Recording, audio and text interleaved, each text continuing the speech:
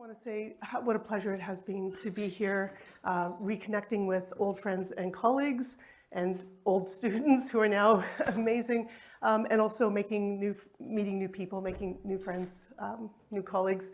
I was here about 20 years ago, and as you know, IoA has a special place in our community in astronomy. It also is a special place for me because my daughter started reception school year here about 20 years ago. And so it happened to be also when the Harry Potter movies were coming out. So my daughter and I still think of this as Harry Potter land. And this past 2 weeks, as students have been matriculating and in their robes, it's felt even more so like that than it ever has before. So yes, I'm here from Canada. I'm a professor at the University of Victoria, where Steph was probably the best undergrad that we have ever had. How's that? And it's my pleasure to present something on metal pore streams and satellites.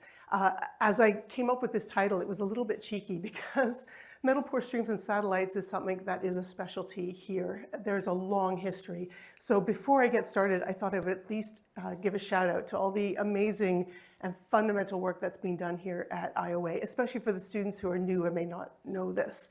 So first of all, the field of streams up here was a big deal, finding all these streams and actually finding them, comparing them then to simulations. So this field of streams was an important result roughly 15 years ago, but it was preceded by the discovery of the Sag dwarf galaxy merging into the bulge of our galaxy, and this was just from UK Schmidt plates over in the APM, which is the little building over here, combined with some AAT spectra that Rodrigo Abada did, Mike Irwin, and Jerry Gilmore.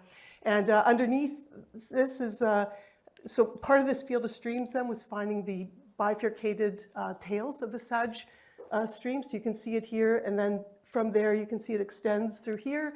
And then a couple years after that, Sergei Kopasov, when he was here as a grad student, maybe postdoc for sure, research scientist, also then found more of the Sag stream towards the south.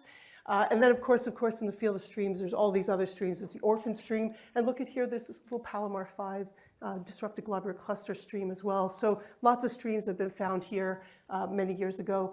But now with Gaia, the amazing thing that is Gaia, we're able to find streams in different ways, streams that you don't see on the sky anymore, but you see them in conserved quantities. So if you examine the circular motion versus radial motion, you can find all these stars that are in crazy radial orbits that Vasily Belokharov here called the sausage. It was discovered simultaneously by Amina Helmi in the Gaia data combined with apogee, and she called it Enceladus, so now we call it the Gaia Enceladus sausage or Gaia sausage Enceladus, depending on where you are apparently. And now, of course, we don't really look at the motions this way, though you can. People like to look at these conserved quantities of energy versus angular momentum, and Gaia sausage is kind of where the crosses are, and there's a bunch of globular clusters there as well, and there's tons of work that's done on that, and I'm sure that you will see many talks on that if you haven't already. So in addition, not only are there all these streams that are being found, but there are also all these little faint systems as well, dwarf galaxies and star clusters.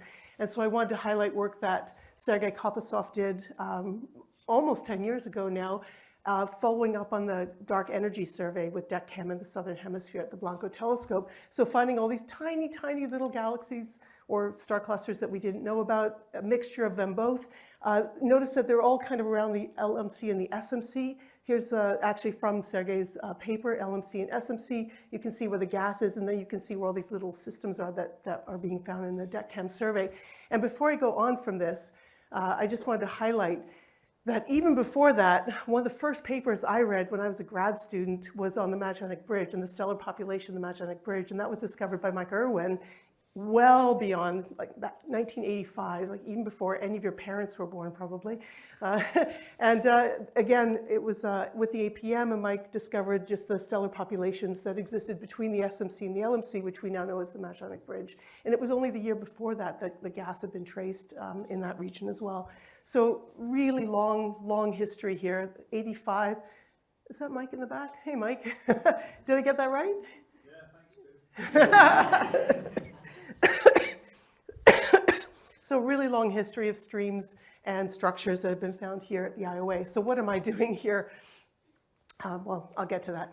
So streams and structures, you can just look at them in awe because they are really beautiful and amazing. And when we look at synthetic simulations, cosmological simulations of galaxy formation, you expect to find streams. So we expected them to be there, but to actually see them is separate from only simulating them. And so from the discovery of streams and structures, now you can use them as tools as well. So one of them is you can use their orbits to measure the mass of the galaxy, which has been done a lot. You can also use them to study the assembly history of our galaxy or other galaxies, because you can now find streams around other galaxies as well. We can also use their orbits or their shapes in order to study the shape of dark matter halos. So we no longer think they're spherical, we think they're more oblate. These fit streams in our galaxy quite a bit better. And then also you can use them to search for gaps, because some people suggest that maybe clumps of dark matter disrupt streams, and so those gaps are actually evidence of little micro mini halos of dark matter. So lots of really critical things that can be done with streams. Since then, more recently, just in the last couple of years, it doesn't end there. The Dark Energy Survey is one option, but the Dark Energy Survey is being continued in a deep, wide, and Magellanic survey as well. All three are components of the DELVE survey, and the DELVE survey down there around the LMC and the SMC are finding even more little systems. Here's DELVE 6 that just came out a few months ago. And then also in the north, of course, you've got hemispheres, so you can't see the whole hemisphere at once from the same telescope. There's also something called the Union Survey, which is combining photometry from CFHT, from Pan-STARRS, and from Subaru, in order to search for it. Actually, the survey is in order to support the Euclid space mission, but in addition, we're using it a priori in order to look for little tiny systems in the north as well. So this was a little Bootes 5 dwarf that was found through match filtering by Simon Smith, who's a grad student at UVic at the moment. So lots of things, lots of little systems that are being found, which means lots of little laboratories and lots of little tools for studying dark matter, for studying galaxy formation. And a lot of these objects we think are actually fossils from the early universe. So also studying things maybe that are connected to the high redshift universe. So this plot I'll show, it's the exact same axes. It's magnitude versus size, just to give you an idea of what these objects are like. So if you look at, people generally think that, that these objects in magnitude and size are dwarf galaxies. They think this because you can determine a velocity dispersion, and if you assume that the velocity dispersion goes as the mass, you can estimate what the mass is, and the masses seem to be quite high, and lots of dark matter compared to the magnitude. Whereas these systems are all the globular clusters that we know of in our galaxy, and then these are new systems that are ambiguous or that seem to have such small velocity dispersions that they're probably star clusters as well. So in this plot, it's just a recent one where DELVE 6 is shown there and is probably a star cluster. This is another plot by Vasily and Wynne Evans from a review that they did last year that only includes the dwarf galaxies, so they cut it off here at 10 to 1, just don't include the star clusters. And this, it'd be nice if they separated so cleanly like that in terms of star clusters and dwarf galaxies, but they don't. So here's a different, older plot, but I like this plot for various reasons because it labels some of these little systems as well. And when people are looking at these systems, there's actually a big discussion about whether or not things to the left-hand side here are star clusters, everything. So you can see all the globular clusters are over here on the left, but are all of these really star clusters, or are they just tidally disrupted cores of dwarf galaxies? And then on this side over here, this is the same plot I was showing you before, but this one's now metallicity versus magnitude. And by metallicity, this is another thing. If you're getting the velocities from spectra for the velocity dispersions, then often we use something like the calcium triplet or magnesium B lines, and we can get metallicities as well. And we find that for star clusters, there seems to be a metallicity floor right at -2.5, and yet we do find stars that are more metal poor than that. We find systems that have a mean metallicity that's lower than that. So what are those? And so these are some of the questions that exist now, and that I hope to address in this talk. So I wanted to, just because I'm here, I wanted to add this one more slide as well. So this idea of studying streams and satellites with metal poor stars, and I really want to emphasize the metal poor star part, is a subset of galactic archaeology. for the students, the idea is right after the Big Bang, there were no elements other than hydrogen, helium, and some traces of lithium. So first generation of stars formed some elements. I know that this is commonly known now because everyone's excited about Z11. And then nucleosynthetic events happened after that, which enriched the gas, and you have next generations of stars. This is time increasing in this direction. Unfortunately, the Hubble map has time increasing in the opposite direction that identifies where Z11 is. And it's really basically the same thing. What we're looking at are the remnants of objects that formed in the early universe, as opposed to Z11, which is trying to look at objects as they form in the early universe at the moment. So in this case, of course, you saw this very recent, I think just last week, Dr. Yoshida, who gave the colloquium here, showed this spectrum that shows there's a nitrogen bump in Z11, suggesting that this is amongst the earliest star-forming events that we've ever seen in the universe. So trying to connect that then with fossils, stars that are left over that formed at the same time that still exist is the point of galactic archaeology. All right, so that is the introduction. Students, everyone okay? Yes, sounds familiar, good, all right. So where I'd like to go next with this, there's two directions that we can go with the studies of metal poor stars. One is the nature of newly discovered streams, and the other is studying the outskirts of Milky Way satellites, these new dwarf galaxies and little systems that are being found. So these are the two subsets of science that me and my group are working on, and this is what I'd like to present today, rather than a new mass for the galaxy or new distribution of dark matter around the galaxy. So starting with the nature of newly discovered streams, in the Southern Hemisphere from the Dark Energy Survey, there has been publications from the S5, the Southern Stellar Stream Spectroscopic Survey, where they're finding streams of stars that are both a combination of disrupted globular clusters and disrupted dwarf galaxies. And in the north, we also, the group that I've been working with, we've been looking at streams in the north that are both disrupted globular clusters and disrupted dwarf galaxies.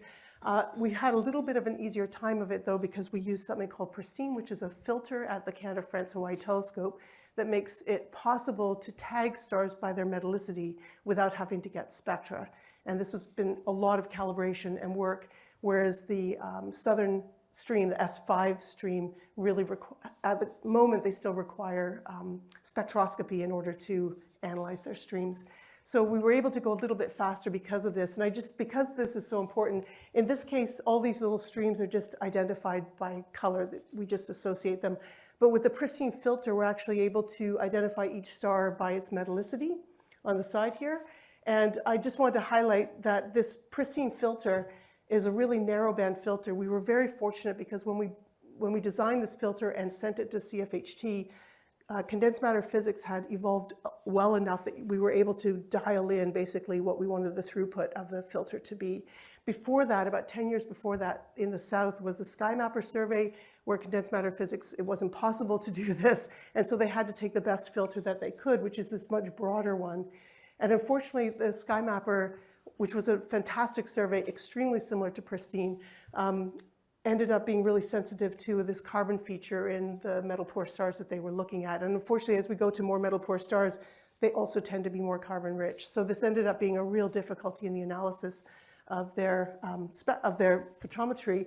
However, with us, we're a lot less sensitive to carbon, very sensitive to metallicity, down certainly to metallicity of -2.5, and for some stars that are cooler, down to metallicities of -3. So that's 1,000th the metallicity of the sun. And around metallicity of -3 is where we think that we might be sampling amongst the oldest and the most metal poor, the earliest stars to have formed. So I wanted to highlight this. And then also I really need to give a shout out to the Dark Energy Survey because they recognize how valuable this particular filter is. And so just last year they announced that they will be adding the same filter, a very similar filter, to the Dark Energy Survey in the Southern Hemisphere. And my understanding is that the commissioning data was a small survey around the Magellanic Clouds. that was led by Ani Chitty and Alex G. And they've already found more metal poor stars than have ever been found in the history of surveys of metal poor stars in the Magellanic Clouds. So it looks like it is incredibly successful already, and we're really looking forward to seeing what they are able to produce soon. In the north, though, with these pristine fields, you'll notice that this is a metallicity bar, and there are two systems that seem to have quite a few metal poor stars.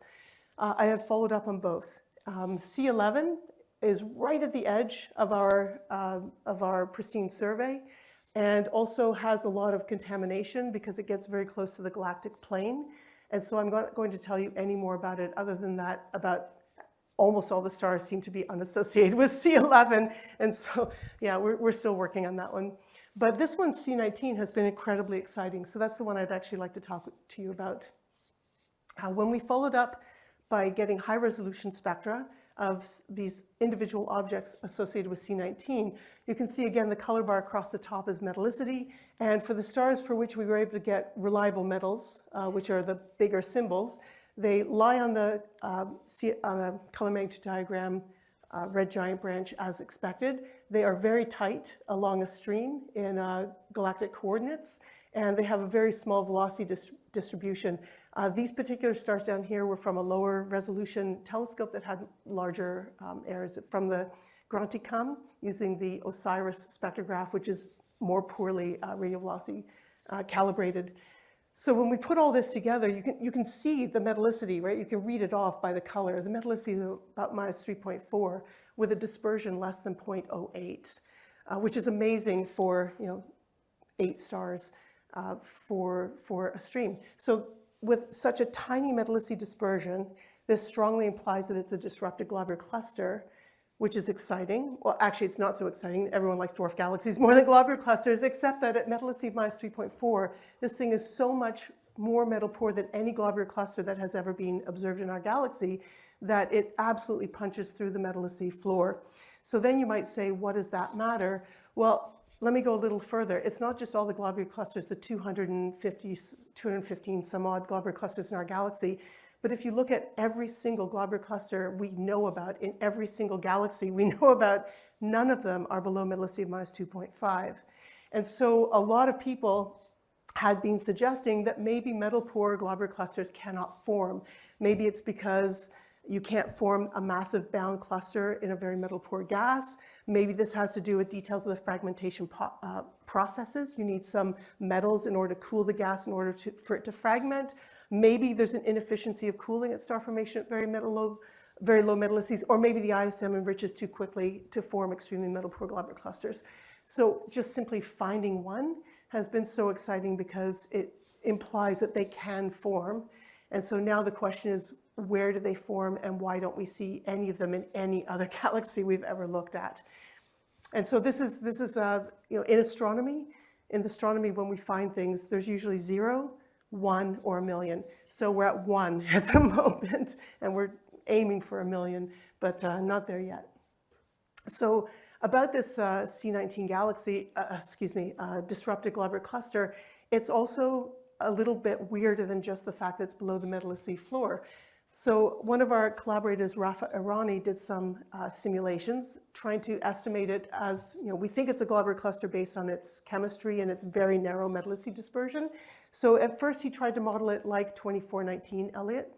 And unfortunately, if he models it like 2419 is one of the most massive globular clusters, and it would leave behind a very clear core, which C19 doesn't have. So it kind of rules out 2419. So then he tried to model as PAL14, which is a very low mass, fluffy globular cluster. And in that case, it's possible to model it, but the velocity dispersion that's predicted, that we see in the stars, is much higher than the velocity dispersion that's predicted from the simulation. So that doesn't seem to work either. Why is our velocity dispersion so high? At first, to be perfectly honest, I thought it was that the guys at Granticum had very poor velocities, but we have more data now that really implies that that's not the case. So instead, Rafa took the mass, the estimated mass of C19, which is only about 10 to the 4 solar masses, absolutely typical for a globular cluster, and said, let's put it in a dwarf galaxy with a mass to light ratio of 1,000. typical of ultrafaint, very low mass dwarf galaxies. And then he could find the simulated velocity dispersion is really similar to the velocity dispersions we're seeing.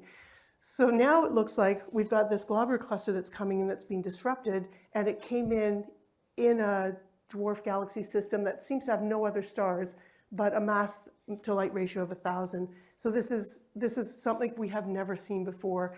And so on the theory side, this is suggesting that we are actually starting to see new systems, new dwarf galaxies and globular clusters that we have not seen before.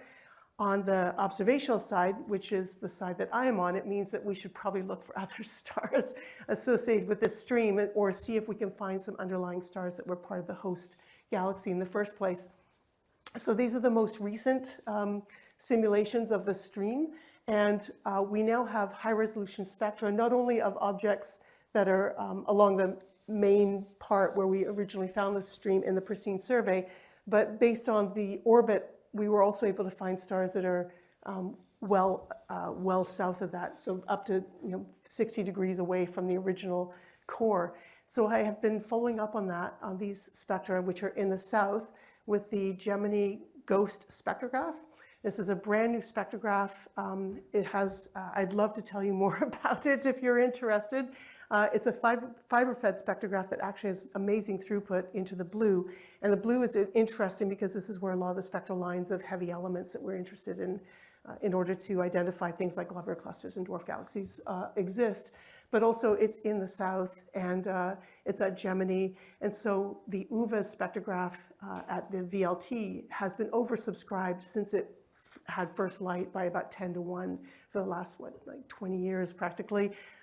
Whereas Gemini, no instrument at Gemini is oversubscribed by more than about 2.5 to 1, which means lots more observing time, lots of objects, and the spectrograph is absolutely beautiful. It has a unique fiber system that will take a fiber bundle, put it on your object, and then take that fiber bundle and separate it into a slit, into a line of fibers, and then send that through the spectrograph like a pseudo slit. It's absolutely brilliant, no light losses.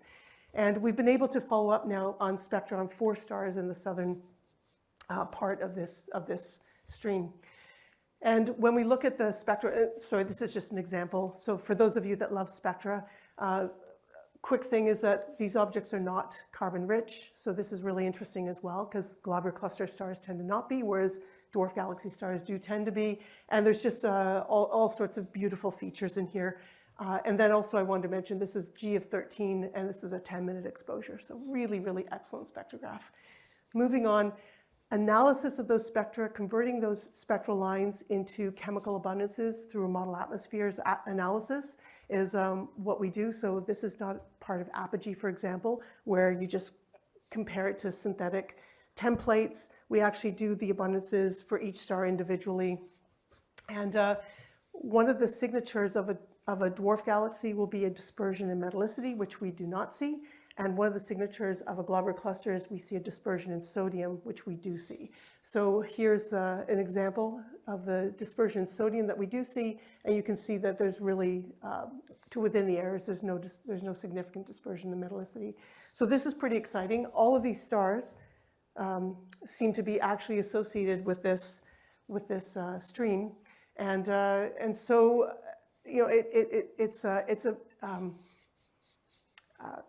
so there's one other chemical signature I wanted to mention.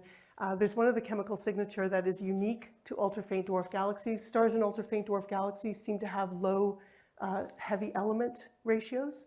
So in barium, for example, these are all the halo stars in our Milky Way, whereas these are the stars in the ultra-faint dwarf galaxies, so they're shifted. They're also low in strontium to barium ratios. So I've taken those objects plus some updates since the 2019 paper by Alex G. These are all the pink points over here. If you're interested in things like stellar calibrations, there's quibbles over which standard stars you should use. And, but regardless of whatever ones you choose, the C19 objects are not showing lower barium or lower strontium to barium. So the point of that is that C19 is absolutely a disrupted globular cluster. There's no chance that it's a dwarf galaxy, and we're not finding any stars that seem to be associated with an underlying population. So it really looks like this globular cluster that's come in a mass to light ratio of a dark matter halo of 1,000 times the mass of the globular cluster. It's just weird. We've never seen anything like that before. Or have we? So another thing that was discovered by a group here and has been studied quite a bit is this singular globular cluster in this dwarf galaxy, Eridanus II. And this has been back and forth in the literature a little bit as well. It was only discovered a little bit older than this, 2018, I think. Almost all the stars in this little dwarf galaxy are in this old metal poor globular cluster from HST photometry, using a couple of the filters in HST that can almost be like a pseudo-pristine filter. Sal Fu, as well as Nicolas Martin and Elsa Starkenberg, may have found a few metal poor stars just below the typical metallicity of this globular cluster. But the weirdest thing about this globular cluster is it's on an elliptical orbit. It's not actually a nuclear star cluster. It's not the center of this primarily dark matter halo. And so people are so excited about this because how can you have a globular cluster over the Hubble lifetime in an elliptical orbit around a nucleus that has no stars in it? You know, so people are looking for evidence of a black hole. People are suggesting this means that the dark matter distribution cannot be cuspy. It has to have a chord profile. So there's all sorts of interesting things about Eridanus II. But what I take away from this is it is possible to find a globular cluster in a dark matter halo that has very few other stars associated with it. And then in our galaxy, there's actually a couple of other streams that seem to be dominated by a globular cluster that's coming in with a dwarf galaxy where they're being destroyed together, as opposed to Sag, where the globular clusters seem to be members that are kind of pocked into the Sagittarius stream. These globular clusters are being destroyed with the dwarf galaxy that's coming in. So one example is AAU, which stands for the Atlas Disrupted Globular Cluster plus the Aquila Uma stream, which comes from the S5 collaboration. And across the top, there's just the distribution on the sky of these objects. So these colors are just different kinds of stars. But down the bottom panel, it's separated by color by the component. So in the bottom panel only, blue is specifically from Atlas, a disrupted globular cluster, and red is specifically from Aquila Uma. And these are the plots that are really exciting, is that the metallicity distribution for the objects that are only in the globular cluster is very narrow, as one would expect, but for the members of the dwarf galaxy, they're much broader, which is, again, what you would expect. And then also, just to prove it, there's a large distribution in sodium, which is a typical signature of a globular cluster in the Atlas globular cluster, and there's no distribution in sodium in the couple of stars for which they have abundances in Aquila Uma. So it does seem to happen in some of the other streams that they're not just a stream of stars that were all in a dwarf galaxy, that some of these individual stars were actually in a globular cluster in the dwarf galaxy. There's one other one as well that I just like saying the word Jellum. So Jellum, the Jellum stream as well has both a broad and a narrow component, and the narrow component is literally offset. So there's follow-up right now to try to get metallicities in these as well, but this narrow component is offset from the broad component with a very small velocity distribution that the group in the Netherlands at Groningen who are working on this are trying to determine if, trying to prove that this is another globular cluster in a dwarf galaxy that's being accreted and stripped all at the same time. Okay, so that's the end of the first half of the first half and a bit of the talk. The nature of these newly discovered streams is pretty exciting. As you saw at the beginning from S5 and from Pristine, there are many, many streams to follow up. And doing follow up one object at a time is incredibly time consuming and incredibly inefficient and leads to potential systematic errors. And so so the spectroscopic surveys that are coming up like WEAVE and like Foremost, and then Canada has been trying to get together something called the MSE, the Mauna Kea Spectroscopic Explorer, which would be converting the Canada-France-Hawaii telescope to an 11-meter spectroscopic survey. We have no funding for it, but we keep hoping is really the future for this. We've seen how powerful Apogee can be, which was a 2-meter infrared telescope. It'd be amazing to have a 4, 8, 10-meter optical surveys next. All right, so the second part I want to talk about, outskirts of the Milky Way satellites, is work that we've been developing in Victoria in order to have a large program at the, with this new GHOST spectrograph. So a lot of this work is work that I started with Alan McConaughey and is now being taken over and been led by postdoc Federico Sestito, as well as grad students. So what we wanted to do with the GHOST spectrograph as part of our payback for the commissioning time is we will get about 200 hours. What are we going to do with it? And something we thought we'd like to do is a complete census of the brighter stars within these new ultra-faint dwarf galaxies and systems that are being found.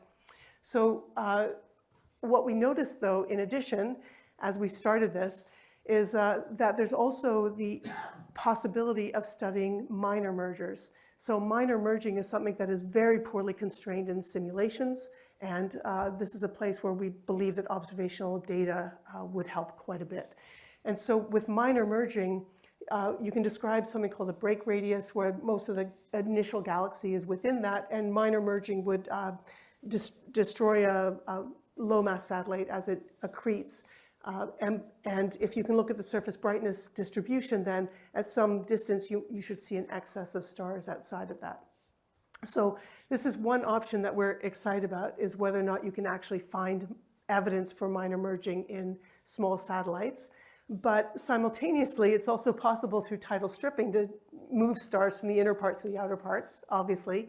Or another thing that people are super interested in is whether or not you can redistribute stars from the center to the outer parts just through feedback. And if you can redistribute stars, it's thought that you can also redistribute dark matter. There's many simulations that suggest that the dark matter would follow stars through supernova feedback as well, thereby changing the profiles of dark matter halos.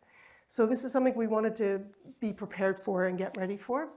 And a lot of this was motivated by this work that Ani Chitty's done over 5 years. There's several papers in this series deconstructing Tucana 2. So Tucana 2 is a very, very low mass dwarf galaxy, very few stars in it.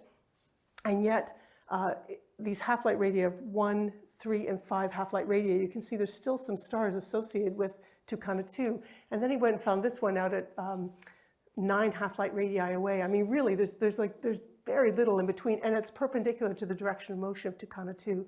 So I just wanted to mention this, that if you're interested in things like this, it's pretty difficult to understand. This star is not tidally stripped out.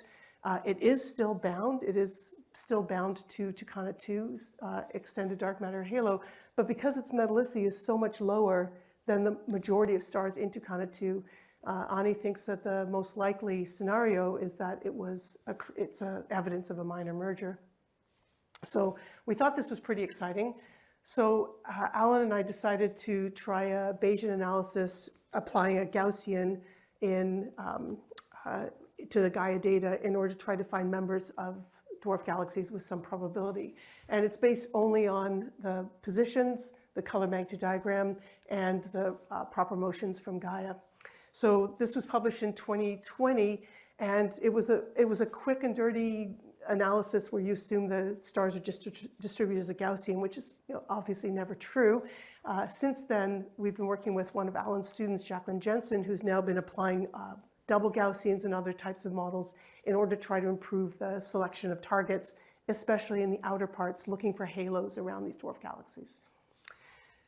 So first of all, just to give you an idea, when we did this, just from our simple analysis, we already found that there were 44 stars in dwarf galaxies that had never had any spectral analyses done, no radial velocities, no metallicities, no detailed abundances, and they're brighter than 18th magnitude.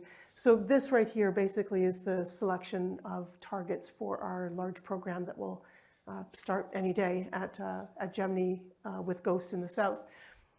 But at the same time, what we decided to provide to Gemini for this large program were things that were brighter than 18th, and also within only 3 half-light radii of the dwarf galaxies. We're finding objects well outside of 3 half-light radii, lots, and as you can see, we're finding tons of objects that are fainter, and GHOST can go down to 19.5 magnitude.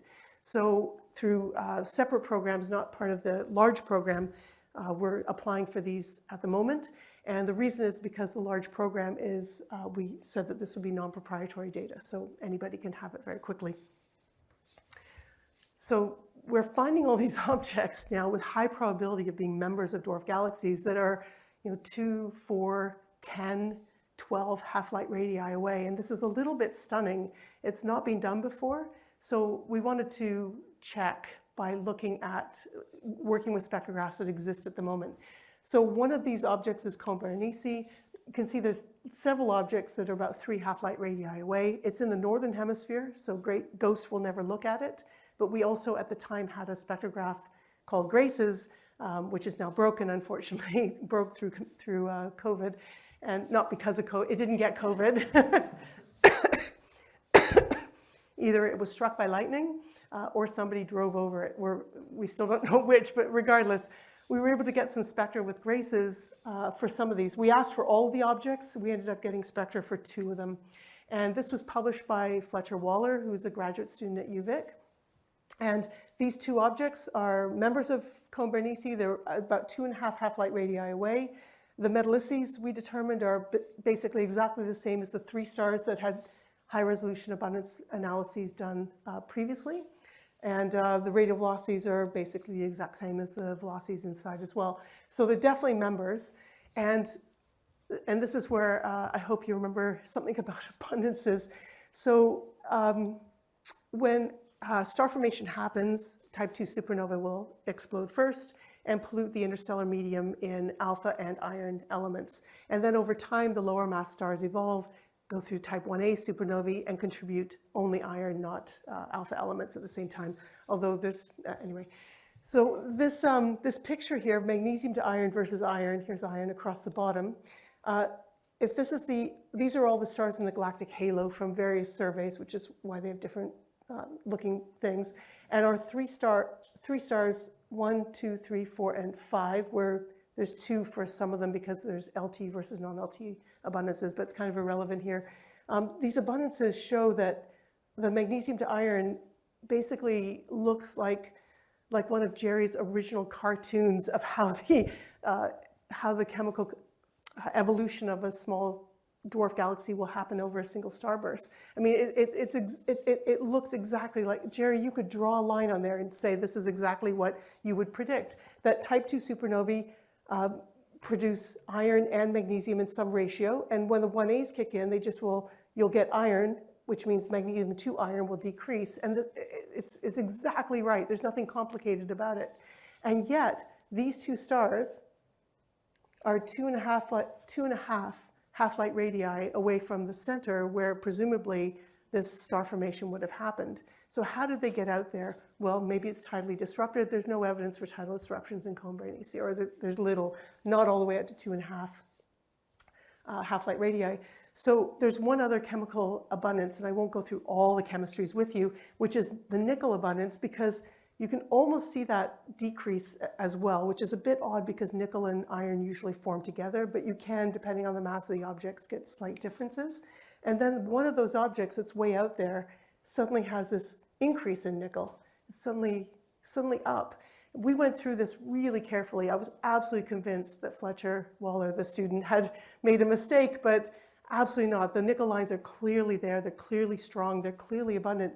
And so we proposed that this star has been enriched in a Chandrasekhar mass supernova 1A. It's one of the only ways you can increase nickel without increasing all of the iron abundances. And then you start asking yourself, how did this object end up being the only one that's enriched in this supernova 1A? And so what we suggested is maybe the supernova 1A happened and the star formed in the interior. The supernova 1A not only collapsed the gas that formed the star, but also gave it some momentum that moved it out to its current location. So basically shooting it out, either that or it's a little bit far away for that to happen over a reasonable timescale. So the other options, Chandrasekhar mass, supernova 1A often happen in binary systems. Maybe the star was in a binary and when the star went supernova 1A, the star that was in the binary just was shot out of the system at that time. So finding things that are way out there, telling us something about the star formation histories in these ultra faint dwarfs that we have never thought about before. All right. So this is Jacqueline Jensen, Federico Sestito. Jacqueline is the person who is redoing our Bayesian analysis to look for stars in the outer parts of dwarf galaxies.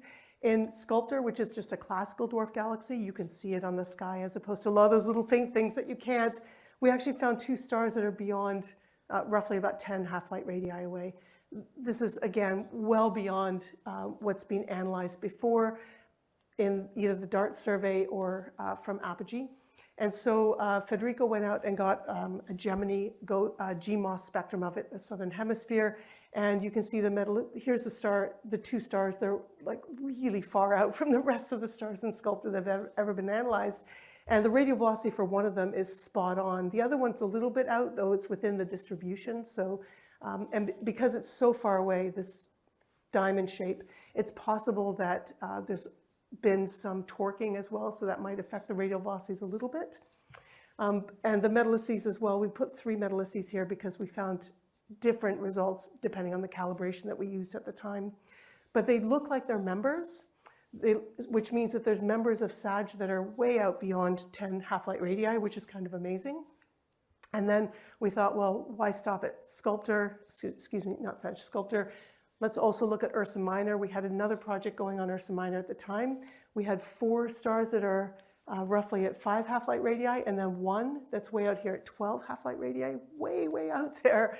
And again, all of them look like they're members, both in metallicity and in radial velocity. Maybe there's a metallicity gradient. I always think that this is ridiculous over these tiny, having 5 stars over such a large amount of space to talk about abundance gradients. So because of that, it doesn't necessarily look like it's minor merging. It might be. In the case of Ursa Minor, we think that this is more associated with tidal stripping. So another reason that this is so important is for some of these dwarf galaxies, we only have 3, 4 stars in them.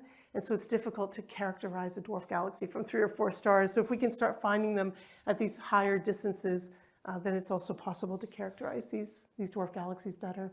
And this is Dasha Zarimba, who's a new student at UVic who's working on this project. So last thing I want to mention from Federico is one of the really fun things that we did in a project with Julio Navarro is simply looked at the surface number density versus what you would expect with or without tides. And this was based on work that Julio did with Jorge Penarrubia when he was a postdoc at UVic as well. And so the black lines are Jorge's no tides or with tides predicted distributions. Red is just a simple exponential profile, and the blue dots are the selections of stars over elliptical radius that are taken from Jacqueline Jensen's analysis. And if we look at this, obviously it looks like there are tides associated with this. This plot is called sigma. Sigma is just for the surface density. And something Federico noticed right away is that if you take the log of sigma, you get a much better fit. So this is called gamma. It's just the log of the surface densities. And you can start to describe a couple of different features.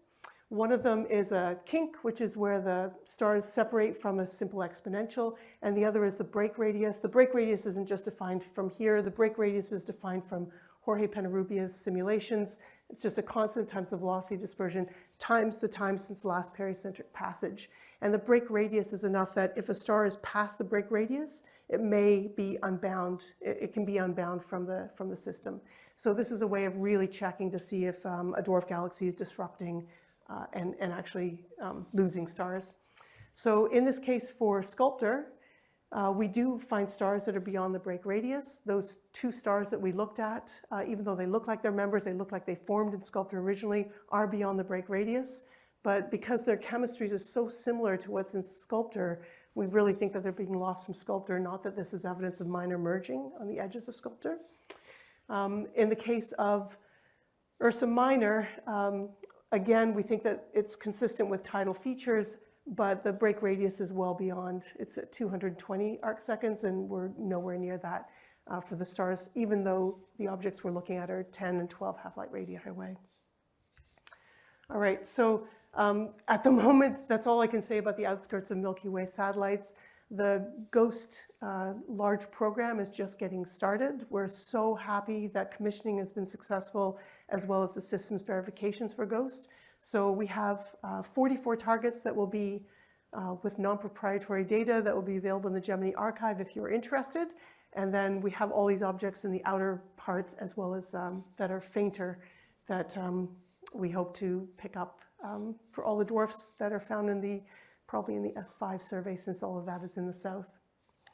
And I think that is all I wanted to say.